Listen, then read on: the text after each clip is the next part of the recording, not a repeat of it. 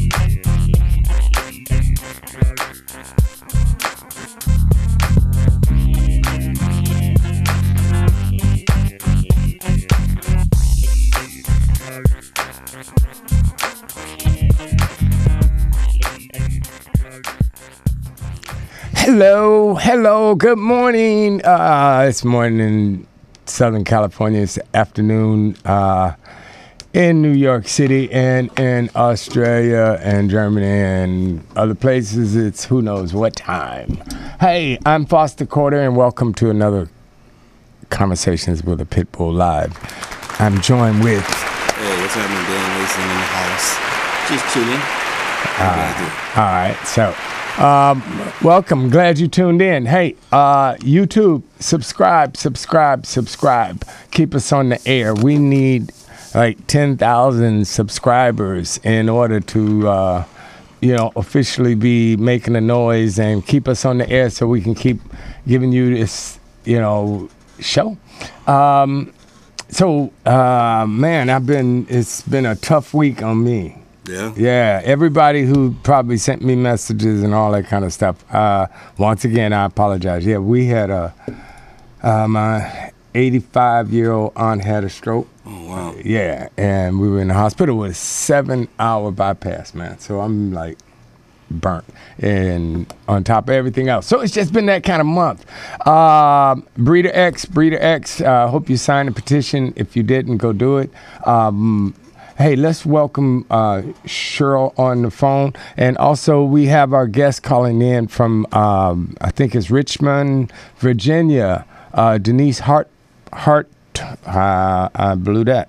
That's Hartbarger. Hey, there she is. How are you, Denise? I'm good. Good. Cheryl, you there? I'm here. Good morning. How are you? I'm good. Sorry to hear about your aunt. Hope all is going well, and I'm excited to see what we're going to talk about on the show today. All right. Well, me too. How's the weather up there in Portland? Well, it's been up and down. We've had spring-like weather for the last month, and then it rained like the daylights for the last few days. Yesterday it was beautiful in the low 70s, and then this weekend it's supposed to rain, and of course we have a bully walk scheduled for Sunday, so we're kind of keeping our fingers crossed that the rain skips us on Sunday. Yeah, well, it'll be a wet walk, that's all. It's Portland, so it'll probably rain. What's happening with you, Doc? Man, just moving, cleaning out my dad's house finally and getting all that stuff taken care of. It's I'm sure Paula knows my struggles. You know what I mean? But we're actually taking over control of my dad's dogs. So, I'm taking them to the vet, making sure they get all their shots and make sure they're up to speed because he's kind of old school dude that just like, hey man, give him food, keep him in a big backyard and love him or whatever. But he wasn't really like he loved dogs, but he wasn't like. Into like all the stuff that's required to make them have a full life. So, just doing that. So we had to find like a new house so that we could take over ownership of them. And you know how it is. Like I'm starting to run into some of those like, we can't insure you. What kind of dogs are they? Right. Like, it's like all the stuff. They're American bulldogs. So. They get a little bit of a break, when you can kind of show their paperwork and stuff like that, but it's still kind of like, so you got to find cats that are, not completely idiots that'll say, hey, you guys are nice people, you guys got, decent cheese, and the dogs are nice. Let me meet them and stuff. And so that's what I've been up to, is just moving and whatnot. So yeah, well, that's good. That's good. The Denise. Yeah. How's the weather in Virginia? It is getting warm. We've had a lot of snow, so it's getting warm now. Oh, great. So, okay. So let's get right into it with you, Denise, and tell us about your organization. Tell us what you do. Before I had children, I have a 12-year-old daughter, but I decided that I wanted to own a boxer, and I got my first boxer probably maybe 17 years ago. Mm-hmm. And after I got her, I decided to join our local chapter dog club here it's in Petersburg, Virginia. It was Appomattox River Club. Mm-hmm. And I decided I wanted to breed. So I had some really good breeders that were in the club, and I waited like one whole year doing dog club activities. We did confirmation, dog shows, obedience, socialization, and we put on little dog shows. And I was sponsored to the National Breeders Guide, and I started breeding. I think I had probably 5 or 6 litters. And it's an ordeal. It is. But I loved the breed. I respected the breed, and I wanted to improve some of the things that I thought would get better if I bred to, and had better puppies than what I had. So it was a learning process. Right. So you were licensed and all of that stuff that, the breeders, because I know that's a subject, a touchy subject with Cheryl, right? Cheryl? Oh, breeders, no. Not a touchy subject with me. I'm one of the ones that gets beat over the head by a lot of people in the animal welfare community when I say that instead of condemning breeders for breeding dogs, we need to reach out to them for help in everything we do, because I think they could be much better allies than they'll ever be enemies. That's exactly. Right. That's right. So I heard you rescued a couple of dogs, Denise. Yeah, I decided that both of my dogs died, and I wanted to get another boxer. And I decided, I've kind of put 50 or 60 puppies out there in the world. Maybe I should rescue first. Mm-hmm. And I've never rescued before, never really particularly liked the breed of a pit bull. I really didn't. Probably my opinion was formed before my experience with them was. Yeah, you're the one. Yeah. And my mom... The only one. My mom died, and me and my daughter were kind of left. And my daughter is mildly autistic, and she was very close to my mom. And I just thought, we need to get a puppy for her. She's really struggling.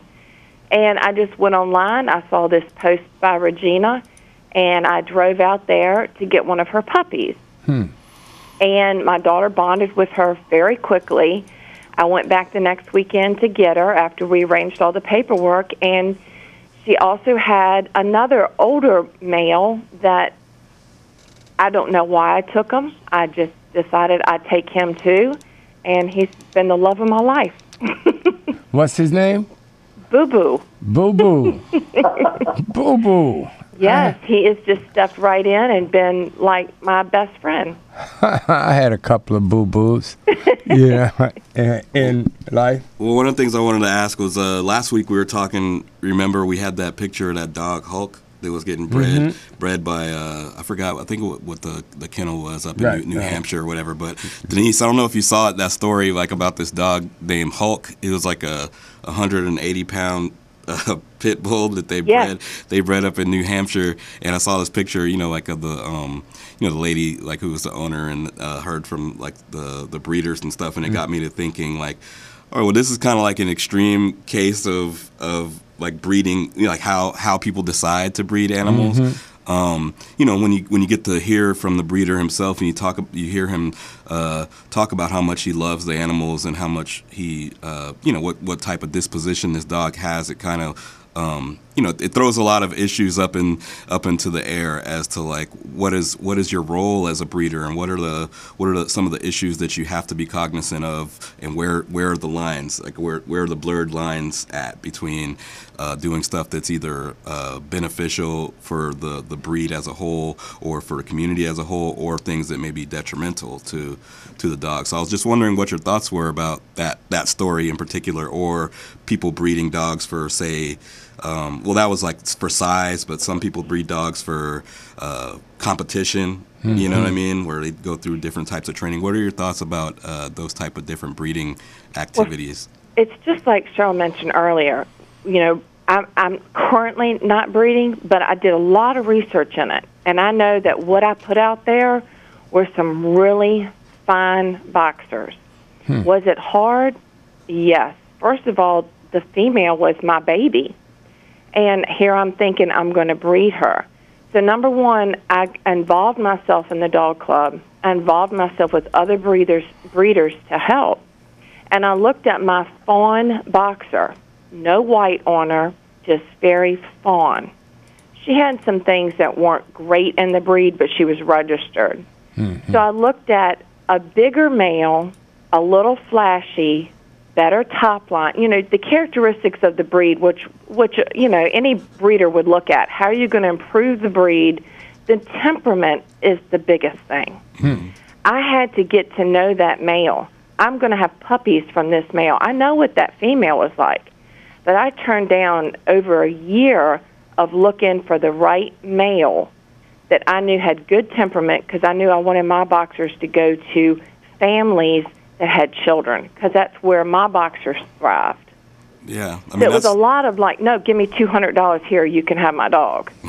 It was a year of selecting the right one. Yeah, well, I think that's like, especially with dealing with a lot of the rescues that we come across, and also breeders that are responsible breeders, they speak about how important it is to find the right homes for the animals that they work with, and you can tell a lot about how the dog's life is going to turn out by the people that house them or foster them and stuff. So that's good to hear, And not only that, I keep a good breeder. You're not going to find, if you're going to purchase a puppy, if you want to go to the flea market and get them out of a box and pay $100 at 4 weeks of age, that's fine. But I kept my boxers till they were almost at 8 weeks. Mm-hmm. They had socialization. They were wormed. They had 2 sets of shots. And they were socialized. They had a lot of stuff going on for them before I would even sell them. Yeah, Cheryl, do you guys encounter breeders like up in Portland that you guys have like issues with, or any good ones like that you guys deal with directly? Well, I do know in Portland, I think Oregon was the first state to pass some laws about puppy mills, and I think puppy mills are a huge concern, and puppy mills are not breeders. I don't care what anybody says. I think responsible, ethical breeders, like our guest today, really care about the breed. And from what I understand, usually when they sell a dog, there's a contract signed, or at least an agreement that if anything happens for any reason that the person purchasing the dog cannot keep the dog, or something doesn't work out, they will take that dog back and make sure it gets in a good home. And I really get upset when I see people on Facebook just, we have to stop all breeding. Well, first of all, if we stop all breeding, within 20 years or less, there won't be any dogs. So that's kind of a stupid thing to say. But we do need to work together, I think, with responsible, ethical breeders to get rid of these puppy mills, because they're horrible places, and the dogs they're putting out are not good representations of the breed. And I just really think that if we could form a partnership with breeders, we could get a lot more done than just bashing them for killing dogs in shelters because there's too many dogs out there. Right. Yeah, that's for sure.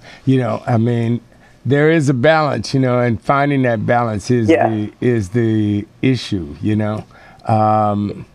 It seems like it might be easier. I don't know. Are you, Denise? Are you out in the in the country at all, like in Virginia? Are you in an urban area, like? Yeah, a lot of us, and we tag team breed. I wasn't as big as like a kennel, like a puppy mill, but we do tag team breed, and which means if I had a female that got in trouble, I stuck my boxers in with golden retrievers. Mm-hmm. And the thing about the contract, we did do that. I have life expectancy contracts on all my boxers that if anything happens to that dog, I am the first person. And a lot of my boxers, unfortunately, I did it. They went, when you register them with AKC, I put them on limited registration, which means they can't breed. Mm-hmm. They can breed if they want, they can't register. I picked through them. If I felt like they weren't breedable quality, they went on just a pet only. They still got registration, but it was limited. But I did have an incident where the dog was 4 years old. He was a beautiful male. He was on full registration, and he went to Winchester, Virginia, which was quite a haul. And the lady called back and said, this dog has attacked and killed my little dog. I've had him to the vet. The vet wants to put him down. And I just want to let you know. And I said, well, no, I'm going to come get the dog. I drove to Winchester. I got the dog. He was aggressive. He actually was a little ugly with me. But I said, something is just not right. I took him to my vet. They sedated him, and he had an incarcerated testicle because they had not neutered him. And it had incarcerated and was infected up in his abdomen. Once we had him neutered, he was a different dog, and I placed him to another home. Wow. So, Denise, how does that work exactly? Like because I know out here in Los Angeles, like you can't even license your dogs unless they're spayed and neutered. So, like, do you have does being a breeder? Well, I don't know what the laws are like out there, but like, once you become a breeder or that you're like certified or something, does that kind of absolve you from the having to have your animals spayed or neutered, like the ones that are being the breeding dogs, or how does that work? In Chesterfield, Virginia, where I live, you can get a license for your dog, but there's not a spay or neuter if you just own the dog. If you foster or rescue a dog, it's a spay or neuter before you get it. Okay. When I register, I'm with AKC, I'm a breeder, so if I register that dog and there's an exchange of money and a registration, I can limit it or I can full register it. Full registration gives the new owner, according to my guidelines, they breed or they can't breed. And can't breed is limited, which means AKC puts a hold on that license and that dog cannot breed and be registered. Mm-hmm. And those limited dogs, I send out on a spay or neuter contract. So when they leave me, they have 3 months to get spayed or neutered. Wow. So, hey. Or I take the dog back. Okay. So we're going to come back with more. We got to take a break and pay the bills. And then we're going to come back with Regina and actually get some dogs some homes. All right. So we'll be right back. Hey, are you tired of those same old energy drinks with bad taste? Make a switch to Pit Bull Energy Drink with a guaranteed no aftertaste. Pit Bull offers more energy with ginseng and vitamins B6 and B12. With a ginger ale lemon lime flavor, Pit Bull meets the consumer's demand for better tasting and healthier energy products with a guaranteed no aftertaste. Make a switch to Pit Bull Energy Drink. Pit Bull offers more energy with ginseng and vitamins B6 and B12. With a ginger ale lemon lime flavor, Pit Bull meets the consumer's demand for better tasting and healthier energy products. For more information on Pit Bull energy drinks, bars, and mixes, visit their website at hiphopbev.com. That's hiphopbev.com. Online orders available at hiphopbev.com. Hey, all right, we're black.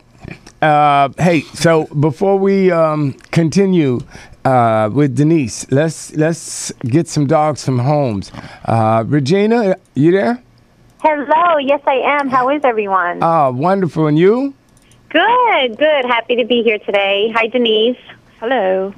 And we got Cheryl and Danny's in here Cheryl. in the house. So Hi, Regina. So you got a couple of dogs today? I do. I have 8 dogs today, so I was thinking of doing 2 sets of 4. Is that okay? Hey, Sure. knock yourself out. The math works Break it on up that, a I think. little bit. I think the math works Yeah. on that, 2 times 4. So let's do it. All right. Our first dog that I'm going to show is Angie. Angie lost her loving temporary foster home, and she's currently at Empire K Academy Boarding in Blazewood, California. She's beautiful. She walks extremely well on the leash. She's house trained. She likes dogs and people, and she knows basic commands. She's about 1.5 years old and weighs 65 pounds. And she's at Blazewood, California, and the number is 909-368-9221. And she's actually in a boarding facility there. The next dog is Carly. Her ID number is A479761. She needs out by today is her day due out, and the rest of these dogs are all in urgent status. So I'm hoping that today, on Friday the 13th, it will be these dogs' lucky day to get some help. They often don't have a lot of information to share, but if you look at her picture, Carly's face speaks 1,000 words. She's about 3 years old. She's a pit bull, and she's very friendly, but she's obviously very sad. Please call San Bernardino City Shelter in California at 909-384-1304 if you can help Carly out. The next dog is Ronan. His former name was Demon, which was named by his owner. He is an owner surrender. His ID number is A4450495. He's described as a male brown brindle American Staffordshire Terrier mix. And the shelter thinks he's about 4 years old. He's been at the shelter since February 9th. He came in with some cuts on his head and what looks like an injury to his ear. He got a nice bath. He's very sweet, and he needs some help. So please share out for at least a foster to save his life. He's at Carson Shelter, Gardenia, California, 310-523-9566. And the next dog is Eileen. Her ID number is A199088. She's a spayed, vaccinated female. She's a black and white pit bull terrier mix. The shelter staff thinks she's about 1 year old. She weighs about 35 pounds. And she does not have a lot of interest, and time is running out for her. So please share Eileen, even if you can't help. All of our dogs today are listed on the Breeder X support page in one with the event in one thread. So you can access all the dogs and all that information on the Breeder X support page. This dog, Eileen, is in Garland, Texas, and the number is 972-205-3570. Ooh, all right. Hey, in addition, I want to share, there's a tweet and email and post event for 11,000 signatures to make an impact. It's at least 11,000 signatures needed on Facebook page. That's Ingrid Sears, S-E-R, event that she's having. It's also a great documentary on YouTube. It's the Off the Chain dog fighting documentary, and it's like a bunch of different parts. And that's Donna Hughes. I think she's involved in that. She sent that to me, and I was looking at it, and that's really great. So that's Off the Chain dog fighting documentary on YouTube. Check that out.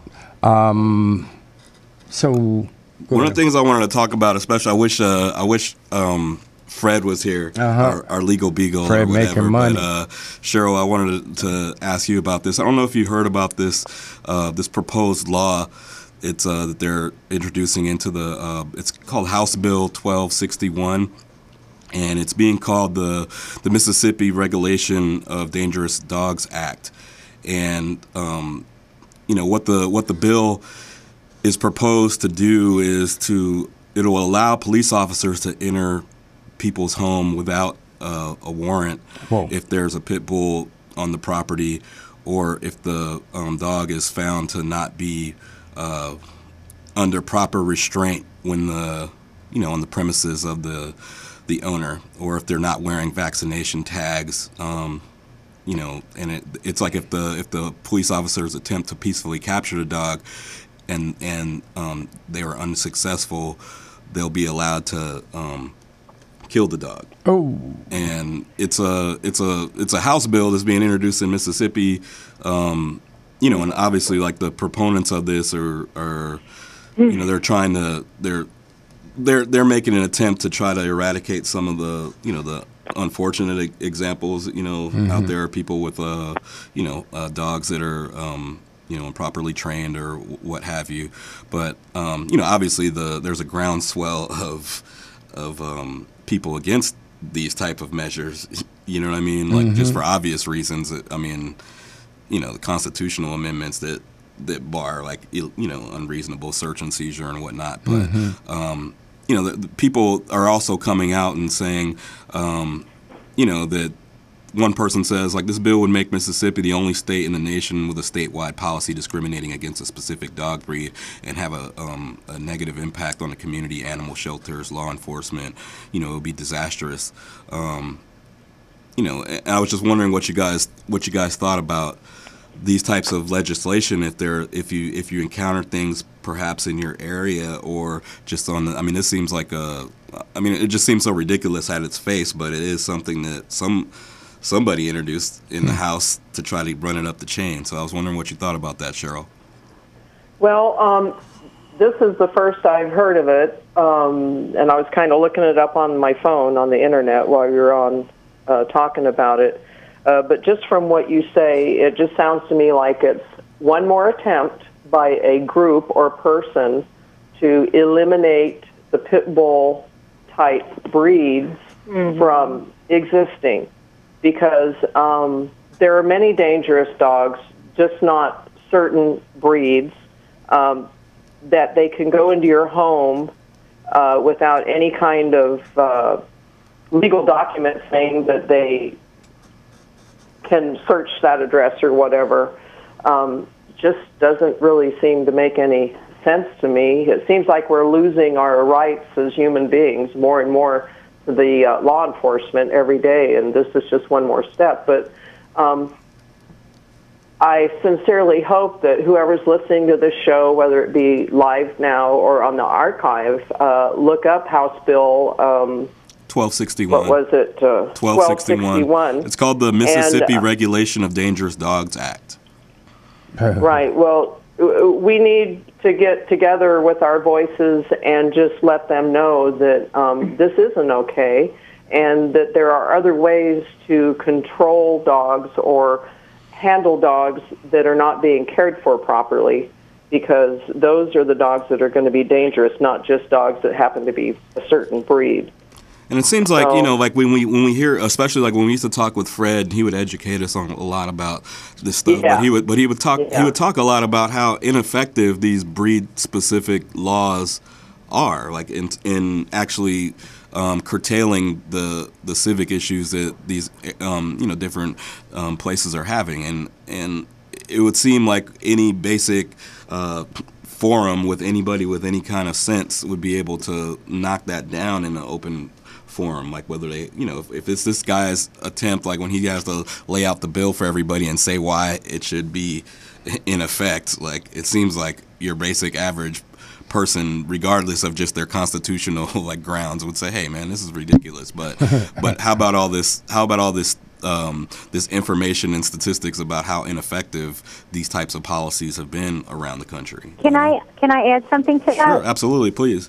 Okay. I just want to say that here in Virginia, and specifically in Hampton, when I read up on the animal laws and the ordinances, it clearly states here, because a lot of people do have dogs, you know, that are protected in the home. It clearly states that if somebody enters your home, or somebody is injured in your home or on your property as a result of coming in unexpected or with intent to do harm, your dog is not considered a dangerous dog, and it would not be, you know, it would not be a violation of any law, or the dog would not suffer any consequences as a result of protecting its ground and the owners in the home. So clearly this bill is going above and beyond our rights as people, as citizens, and our dogs are also our property. And a lot of these search and seizures, or I've heard so many stories of one recently where police were called on a false 911 call. They entered somebody's backyard in Brooklyn.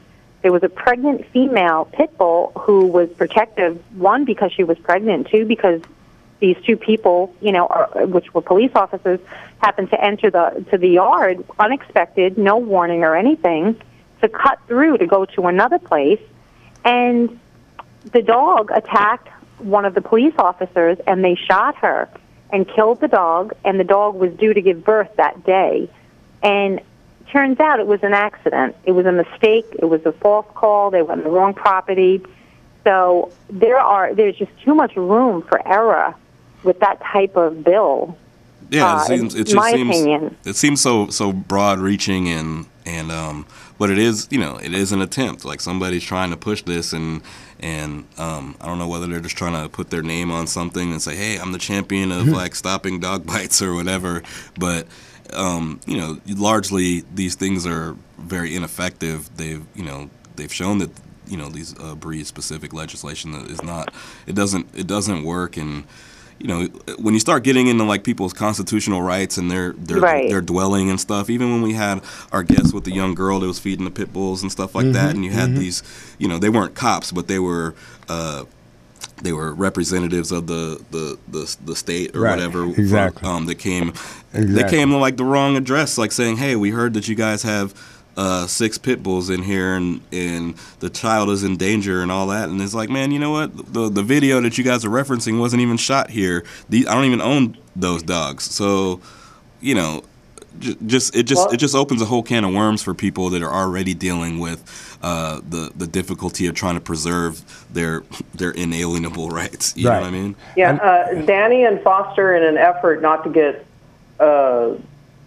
storm brewing, I actually was finally able to look up online the Mississippi Legislature 2015 regular session, and I looked under House Bill 1261, and it looks like the bill is dead. So even though it was introduced, it sounds and it seems to me that this was pretty prevalent on the internet, which I know you don't go there, Danny, several weeks ago. And everyone was getting all excited about it, and it turned out there was such a huge public outcry that Mississippi just said, no, I don't think this is a good way to go. So that's a really good thing, and that just shows the importance of saying, well, you know what? I might not be able to change it all by myself, but I can add my voice to the other voices that are saying, hey, this is something we don't want, and this is something that's not going to increase public safety. And going back to breed-specific legislation, I think the city of Aurora in Colorado has proven that breed-specific legislation does not decrease dog bites, even by a vast amount.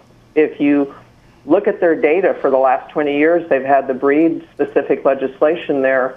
Dog bites by pit bulls absolutely have gone down to almost to zero. Why? Because most of the pit bulls have either moved out or have been killed by the authorities. But dog bites by other breeds have remained pretty much basically the same over 20 years. Can I add also, Denise, do you have that information? We were talking about the likelihood of a pit bull dog bite in contrast to some other things. And they had a study, and again, I wasn't a big pit bull fan until I owned one. That's just started me on this let me get to know this breed so I can care for it. So I'm a responsible dog owner. And, even my family, I can't believe you fostered a pit bull. What if he bites Connor? Well, I'm more afraid of my daughter hurting my dog right now than the dog hurting Connor. Right. I'm like, do you have those statistics? But because he's a pit bull, because he's bigger, I did do some investigation, and they had a 10-year study from 2005 to 2014, and there were 203 Americans killed by pit bulls. 27 of them were children.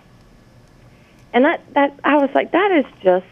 I'm talking about that. The other thing you were saying? So then we looked, and we were at that same time frame, and they said that there were 2,000 children killed in the U.S. at that time by their parents and guardians from abuse and neglect, and that a child was 800 times more likely to be killed by their parent than a pit bull in that time frame. You also look at, I was a pediatric nurse, and we had an infant toddler, they pick and walk, and he had his finger bitten off by a Chihuahua. The Chihuahua was old and cranky, didn't like the kid. It was no big deal. But just because of its size, suppose it was that old cranky pit bull, and his bite might have took the whole hand. I was wondering, what Sorry. Oh, go ahead. I've been talking to a local reporter who contacted me several months ago, I think last October, early, because they wanted to do some sort of article, expose, informational report, or whatever in the local paper, the Oregonian, on the status of the pit bull issue in our area.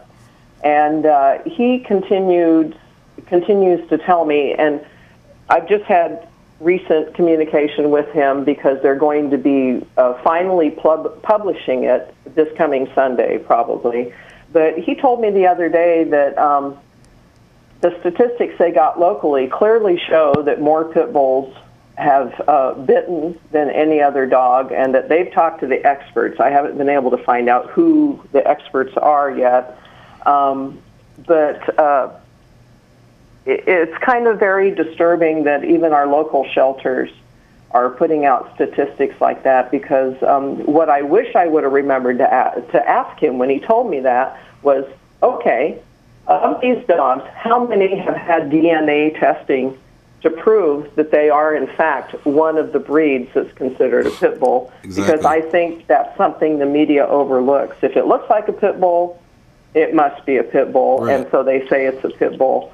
And the reason why the CDC, the Center for Disease Control and Prevention in this country, stopped publishing dog fatalities by breed in 2000 or in 1998 was because they couldn't rely on what breed of dog it really was. So we need to start talking about, number one, getting the pit bull owning community to be a lot more responsible, and parents to be much more better with teaching their children how to be around dogs. Don't leave your kids unsupervised with dogs. I don't care how much you trust both of them. And we really need to get our arms around this. But statistically, there's over 9 million pit bulls in this country as of 2009. It's probably almost doubled by now. So 200 in a 10-year period. If you look at that, it's really like a drop in the bucket. And it's not acceptable under any conditions. Yeah, I think one of the other components of that, too, is, also helping law enforcement, get some more training on how to deal with not only animals, but people with animals and whatnot, because it seems like in places where the law enforcement does have some training, or they do apply some resources towards that, the statistics are way less in terms of the amount of altercations and whatnot. And I know it's always a question of resources and right. desire, but I think how if there's they've got specialized units for they spend all this money to put all these SWAT dudes and all this army gear and all this unnecessary stuff that they're never ever going to use or whatever. I'm like, why don't you take a little portion of your army gear surplus budget and get on staff, require maybe a police, a dog trained specialist or animal, specialist that you could send out to these places that are supposedly having issues. And Danny, you know what I mean? Yeah. Danny, what makes that even sadder is on the U.S. Department of Justice, cops division, which is community-oriented policing services, where people like us get together with law enforcement and decide how they're going to interact with us, how things can be improved. There is a video series free to anybody, anywhere that wants to go online and get it, that was made by law enforcement, for law enforcement, that shows police officers the correct way to approach a dog, how to identify if a dog is really aggressive or he's just afraid, how to deal with a dog in humane and non-lethal manners. It's free to anybody. I've sent it to many, many police departments.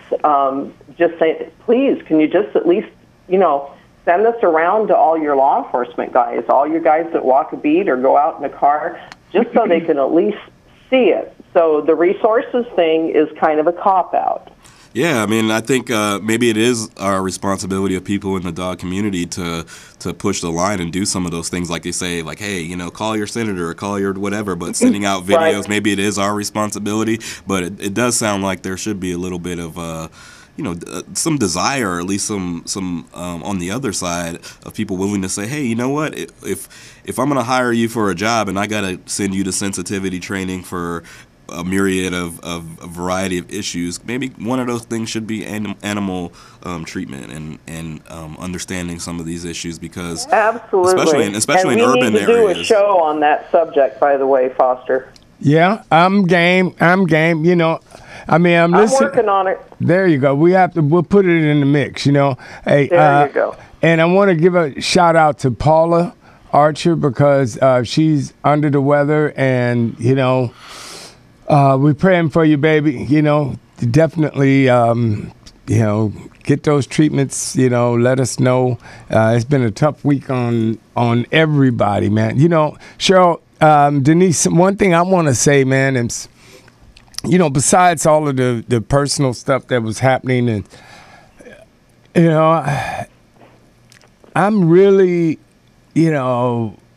feeling that I see all these posts. Danny, I know you don't do Facebook a lot, but man, there's so many people reporting serious animal abuse cases. I mean, it's some sick people out here doing a lot of sick stuff, and it kind of depresses me sometimes, man. When we're putting forth all this effort, for Breeder X, and trying to really do something that could change, millions of people's views on animal abuse overnight, and I see constantly, it's got to be 50 a day, right, Cheryl, that people are posting this animal abuse in this state, this animal abuse, and they're putting, up petitions to have this person prosecuted or have the judge do da-da-da-da-da-da. And those petitions, people will send them. I mean, I got to get 50 a day, with this, for the same maybe 10 items. And I don't see that, and they'll have, 10,000 signatures in like 4 days, and I'm saying, what's going on? Don't these people get it? I mean, Cheryl, is it a thing where people think just because they pass that around, they're actually doing something, or don't? Well, I'm trying to figure out where is the message being lost at, And go ahead. One of my feelings is the whole online petition thing is a blessing and a curse all at the same time. Mm-hmm. A blessing because when you put together a good petition and you have something that people want to back, sometimes you can actually get a result from it. But the curse is that anybody can go in there and make a petition about anything. And you're right, you see a million petitions flying around, all with a million signatures. I think the answer, Foster, unfortunately, is because you have a lot of people out there that have an immediate emotional reaction to what has been done to a dog or even a person. And hell yeah, they're going to sign that and send it around because it reaches them and evokes emotions in them of being pissed or upset or sad or whatever. And when it comes to our petition for Breeder X, which we're a third of the way to our goal, by the way, I just checked it a little while ago, which I guess is good news. There's no immediate emotional reaction. There's no real attachment to it. It's just about a TV show, blah, blah, blah. So I think that's a part of the problem. I don't sign half the petitions that I get because they're not very well written. It's not specific what the petition actually wants to do. Right. Well, see, the thing for me is some of the petitions floating around are like 2 years old, and if there hasn't been any effect, I'm trying to understand, how do you connect the direct relationship to, helping educate the public about all of these, ongoing, continuous cases of animal abuse and something that can affect change.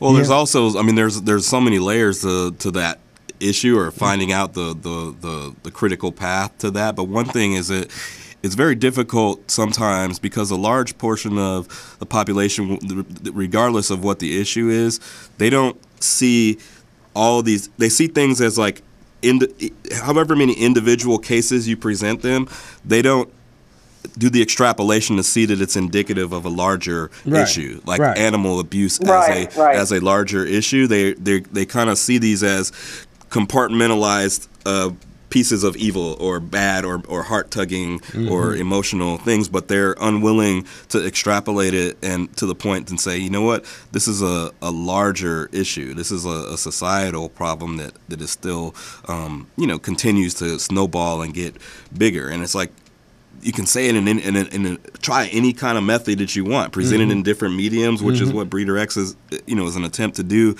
But I think you deal at its root with people's inability or unwillingness to take all these independent pieces of information and say, this is indicative of a larger problem. Yeah. Well, when have you ever heard of, I know in this area, but you were saying something about spay or neuter your dog. We don't have in Virginia a set place that, hey, if you have a dog, you need to have it spay or neuter. But why not?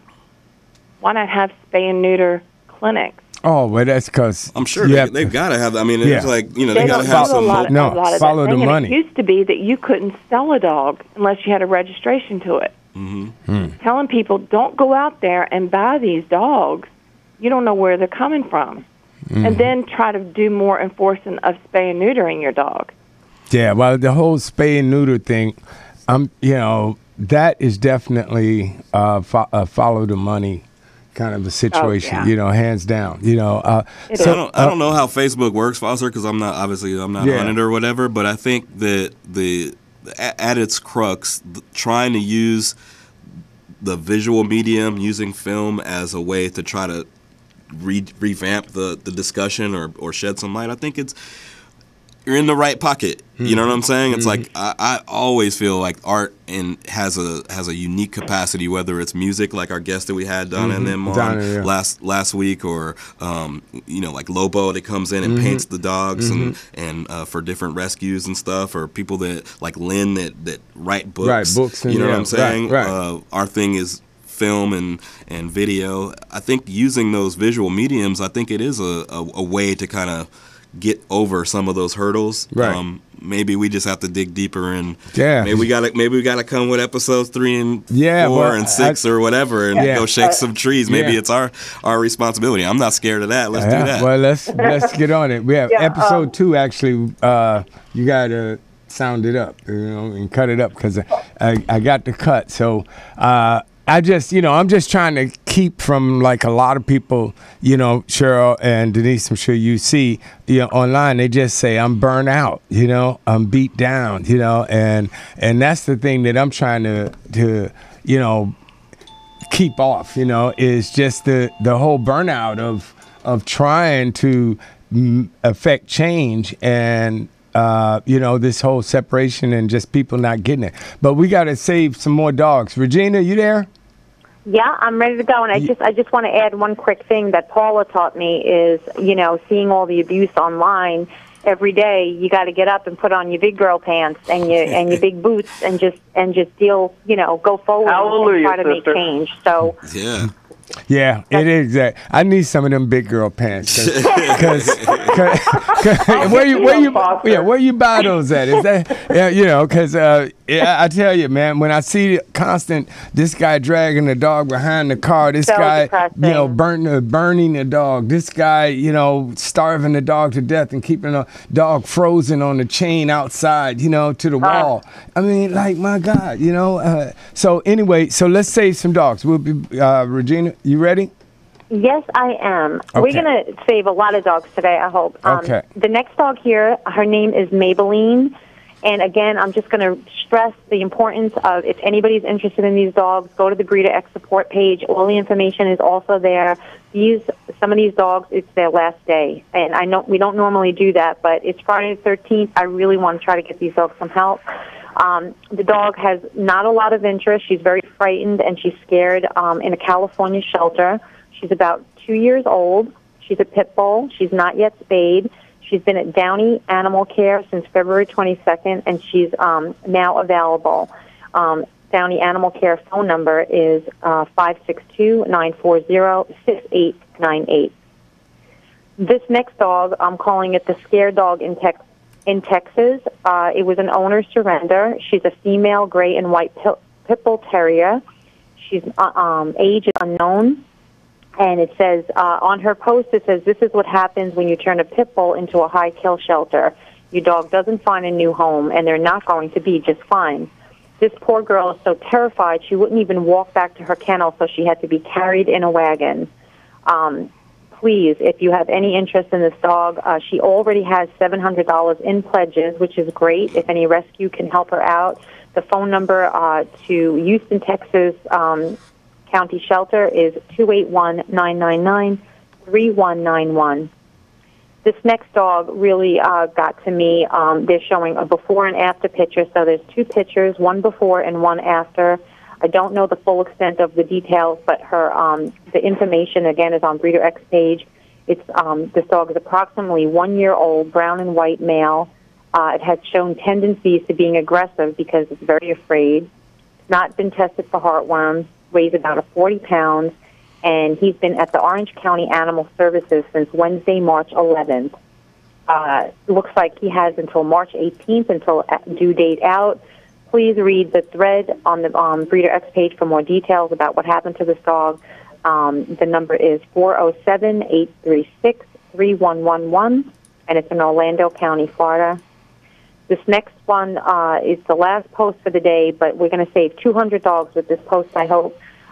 As per orders of Georgia Department of Agriculture, they have to shut down this shelter, and there's 200 dogs there. It's the Dublin Lawrence Humane Society, actually, by March 23rd, 2015, or they will be forced to euthanize the dogs. They need adoption, foster, and rescue to help all of these dogs in dire circumstances. And they need to make some space. They're heartbroken and doing all that they can to prevent this, but they are bound by law to shut the shelter down. If you can help, please contact 478-272-5341. And another thing I just want to add to that is right now, Angels Among Us Pet Rescue is launching a critical care mission to help all of these dogs called the Dublin Dogs. And if you want to contact them directly, you can go to their Facebook page, or their website is angelsrescue.org. All right. Thank you so much, Regina. Foster, when you get down sometimes, or you're trying to pull your hair out and be like, man, well, I don't get it. I'm just beat down. I'm trying to avoid the burnt out thing. Mm-hmm. I think when you see how Regina gets down, getting there in the trenches, doing what she's doing, and seeing how Cheryl's getting out there and doing the bully walk, regardless of what the weather report says, and you hear Denise and what she's doing out there with her boxers and stuff. That's where you get that inspiration, and you say, hey, man, you know what? I can get up and try it again tomorrow. Throw something else up against the wall and see if it sticks. So we can inspire each other. It always, we got to lean on each other, and I think that's one of the things that the show, one of the great things about this show is that we're trying to bring everybody together together in a forum where we can all just talk and hang out and do some good with our time, and hopefully it sticks somewhere. You know what I mean? Well, it's a choice. We can be devastated or we can be motivated. Either way. Yep. Yep. That's a good point, Cheryl, because there's lots of days that I just look and I tell myself, just be numb, just keep on going, on going, because you get emotional. Every once in a while, I let myself feel the emotions, and then I just block it out again, and I just keep on sharing and doing what I got to do, because the emotions will hold you back. I always say who did you ever see have like a biography done on them on the History Channel or something that didn't go through any trials and tribulations or any struggle? So one day when they do that for you, Foster, you'll have these kind of days to think about. A lot of my friends on Facebook have unfriended me because they don't want to see the heartache and the animals that are being hurt. And I told them, I say, you know what, I'm not going to take it personal. And please, God has given me the strength to be on the front line. I have my days, but He's given me the strength to do that. We're all at a different level of commitment and ability. So, everybody is doing something, but some of us just are able to do more through God's grace of giving us strength. So thank you, God. You do your thing, and that's what it's all about. And I think one of the things that also binds us all together is that we're fortunate enough to be able to talk and express exactly what's on our mind and whatnot. But these animals, they can't. You know what I mean? So we have to do that for them. And it's if it's not us, then who? So every little bit that you do. For Regina, I wouldn't have the two that I have. Yeah, I wouldn't have been able to actually understand the breed. I always have to call back and ask her questions if I'm doing it right. Am I, could I be doing something different? I want to take Boo Boo to our local nursing homes because he's such a good dog. He loves everyone, and the nursing homes really don't want him there. We used to do that in my dog club, so I'm still going to work on that because my dog's going to get in that nursing home. Yeah, that's right. Well, we've been all around don't give up on that, Denise. I know. We used to do that all the time. The nursing homes loved us bringing dogs in. Yeah. And they were okay. But because I said I had a pit bull, they weren't real happy about it. Yeah. Maybe we'll start that up. Maybe we'll start them out with some pit bull puppies and work them up to it. Yep. Denise? Yeah. Denise, you might just ask the administrators to meet you somewhere away from there, just to meet you and meet your dog. That is usually how you win people for pit bulls. Yeah. They have to meet one. I know so many people that hated them and met one, and now they have one. Yeah, I had to do Everybody loves Boo Boo too. I will tell you that.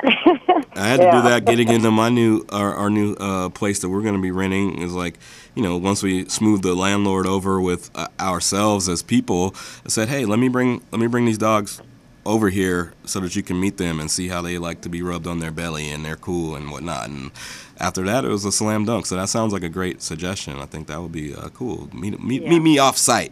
You know what I'm saying? There you go. All right. Well, we got about 2.5 minutes. So anybody got anything they want to share? I got one thing quick. Okay. I just posted on the Breeder X support page a really cool video, instructional video of a postal worker who makes an instructional video for how police should deal with dogs. And it's a great video. He comes across all types of dogs, and he's got great techniques. So if you guys want to check out that video, it's right on the Breeder X page. Okay. Well, thank you so much. And Cheryl, good luck with your bully walk in the rain. It should be good. Hey, it just smells like wet dog. No big deal. That's right. It's so sad, the whole weather thing. I think it's like 80 degrees here or something like that. Yeah, we're having one of those down days. So everybody, 80. Back east, we know and we love you. So thank you, everyone, for tuning in today. And we will see you again next week. And remember, subscribe to Foster's Animal World. Keep us on the air. We need your subscriptions. And sign and share the petition. Sign and share the petition, And thank you guys for the words of encouragement, because I'm going to go and shop for some of them big girl pants. Yeah, I'll send you a pair. We got plenty of them. Get y'all up in Shark Tank or something. Let's get some money rolling in. Yeah, that might make me feel a little special. You know? Thank you again. It's nice meeting y'all. All right, thank you so much, Thanks, Denise. And so Denise, have you seen Breeder X? No. Oh, that's part of the problem.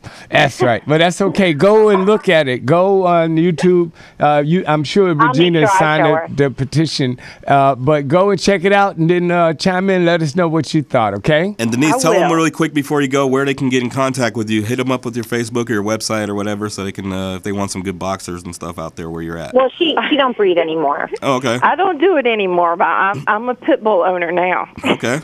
I've spayed and neutered pit bulls. All right, and there He's gone to the dark side.